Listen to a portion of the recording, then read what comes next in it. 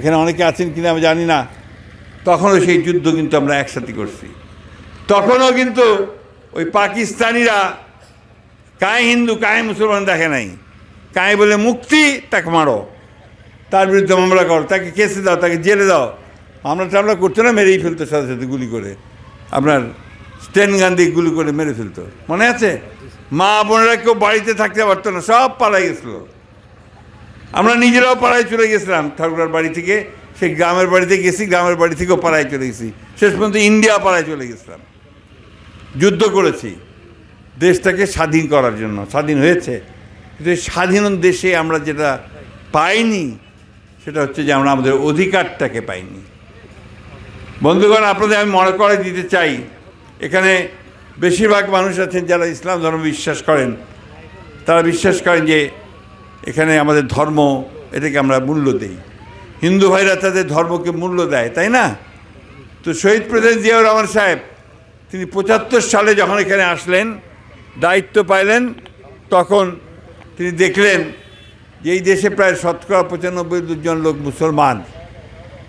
তো তাদের ধর্মের প্রতি সম্মান দেখানোর জন্য তিনি ওই যে সংবিধান বলতেছেন, আর কনস্টিটিউশন, সংবিধান যেটা দিয়ে আমাদের দেশ চলে, তাতে তিনি বিসমিল্লাহির রহমানির রহিম বসালেন। আরেকটা কথা কি বসালেন? যে আল্লাহর উপর অবিচল আস্থা ও বিশ্বাস, এইটা রেখে আমার দেশ চলবে। ওইটা রেখেই আমাদের দেশ চলছে এর আগে। অর্থাৎ ৯৫% জন মানুষের যে ধর্মবোধ, ধর্মবিশ্বাস, সে বিশ্বাসকে তিনি মূল্য দিয়েছেন। বন্ধুগণ, ইমরা ওইটা উঠাই দিয়েছে। শুধু তাই না, আপনারা এখন খুব খোলামেলা ধর্ম হয়, কী বলে জলসা, ওয়াজ মাহফিল হয়, তাই না? এখন খুব ভালো করে ওয়াজ মাহফিল করতে পারতেছেন তো নাকি? এই ৫ তারিখ আগে তা করা যায় নাই, করিলেই বলে মারতে পারমিশন নিবা হবে, তাই এটাই কথা বলা যাবে না, ওই কথা বলা যাবে, করাই যেত না, বলাই যেত না। আর কত যে আলেমদেরকে জেলে ঢুকেছে, মনির হক সাহেব থেকে শুরু করে, আজহারি সাহেব থেকে শুরু করে, কেউ বাদ পড়ে নাই। এটা এরা করেছে।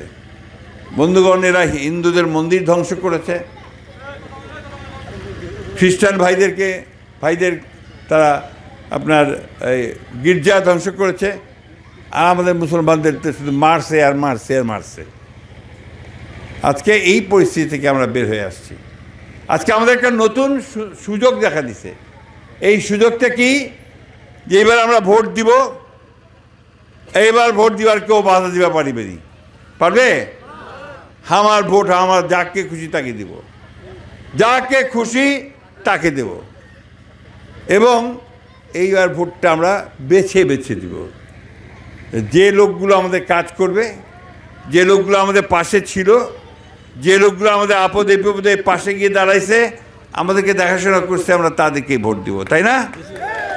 আর এই ভোট দিয়ে আমরা একটা সরকার গঠন করব, একটা পার্লামেন্ট করব, যারা আমাদের দেশের উন্নয়ন করবে, উপকার করবে। আর ওই হাসিনা ক্ষমতায় আসে, কি হয়েছে?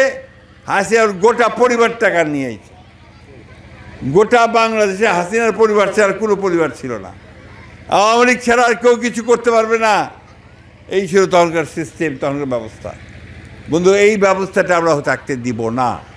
আমরা এখানে গণতন্ত্রের জন্য কাজ করেছি, লড়াই করেছি, যুদ্ধ করেছি।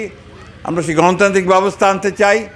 আমরা এখানে নারী পুরুষের সমান অধিকার নিয়ে, হিন্দু মুসলমান বৌদ্ধ খ্রিস্টান সকলের সমান অধিকার নিয়ে আমরা এখানে একটা রাষ্ট্র, একটা দেশ তৈরি করতে চাই।